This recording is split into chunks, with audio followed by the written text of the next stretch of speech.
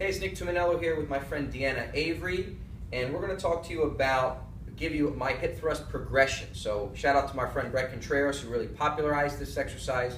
I get asked about progressions a lot, so you know the variations, but maybe you're unfamiliar with how to sequence them or put them together. So I'm going to share with you how we do it here. So we're going to start off with the hip thrust, shoulders elevated. Remember, a hip bridge is when you're flat on the floor. That's how we refer to it. And we're going to go to basically just a double leg hip thrust.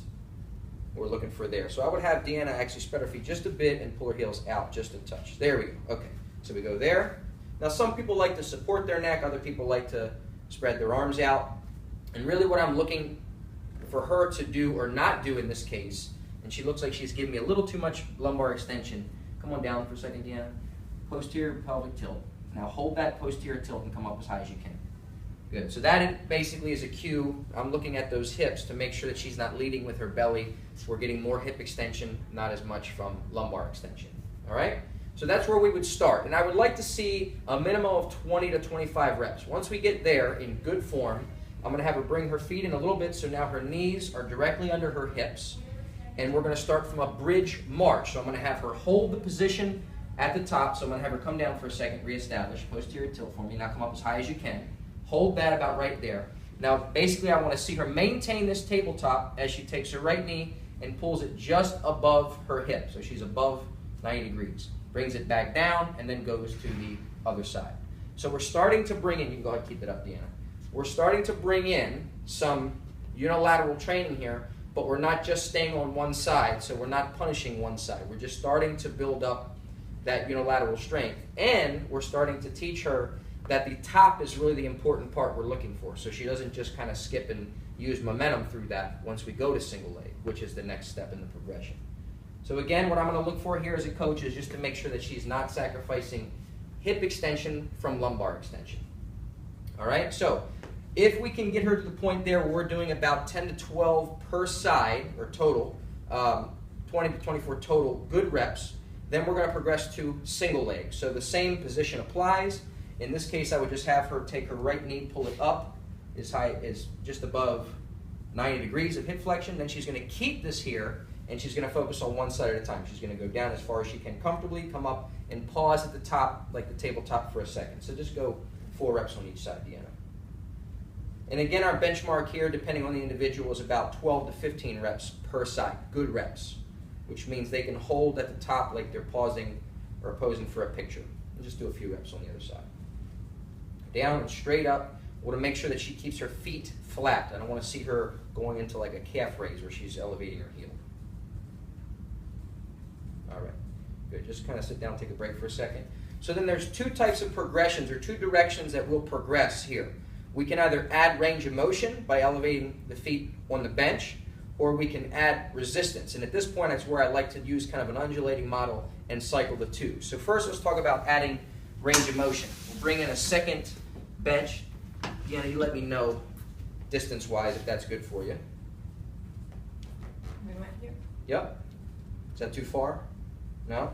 Okay, so let's go single leg. Good, up and down. Good, so I would say that's a little far for you. Let's bring it in a little bit. That's what happens when you first start doing these, you adjust it. Good, make sure your heel's a little more on top of the bench for me. There we go. Okay, so she goes into flexion. Now she can go lower than she was going before, and we're bringing in a little bit more hamstring. Good. And a quick little tip here, if you notice, take a break for a second, Deanna, this bench that we're using where her feet are on is actually just a bit higher than the bench she's got her shoulders on. I would normally, if we're working in that case, reverse it, because I want her shoulders higher than her feet so she doesn't feel like when she gets to the top that she's going to get toppled over the back of the bench. So just be careful that you're using things that are of equal height, and often we might find if we have one bench that's a little higher than the other, we're going to put the shoulders on the bench that are a little bit higher. All right? So that's how we would increase range of motion. If we want to increase the load, we would go back to the single leg variation. And if she's flexing this hip, so go ahead and flex that hip again for me. I'm going to have her put the dumbbell like this, and she can pick which hand she wants to hold it. Some people like to go same side. Other people like to cross. That's my preference. I feel like that balances me out more because I got my right shoulder down and my left foot. So I got kind of that cross connection thing going. So she's just going to hold it in place, and then she's going to go through her movement. Just show a few reps on each side. We'll go one more. Excellent. And then go to the other side. So while she's doing this, I'm biased. I want to explain why I'm really biased towards the single leg variations. That's where I want to go first. Why? Because most of us have one side that's a little bit stronger than the other. So when we're looking at starting with hip thrust, I'm a bigger fan of working to progress single leg variations before we just go to the double leg variations. And if we go to the double leg variations, we'll use those in as well. That's where you just get crazy with the barbell. And in that case, we would just go either shoulders elevated or basically shoulders on the floor with your hips, which is a shorter range of motion. The other nice thing about not biasing towards the barbell and really staying with the single leg progressions is because it doesn't require as much setup and as much equipment. If I'm in a big box gym, sometimes it's really tough to set up barbell hip thrusts, especially from the floor. You might not have the hip pad, right? It's a pain in the butt to find the right bench, to find something to put the bench up against so that you're not pushing the bench away from you. In this case, all I need is a regular bench and a dumbbell, and I have several progressions to go to from there. So that's how we progress it. Deanna, you have anything to add? Nope. Because you use this one a lot. I do.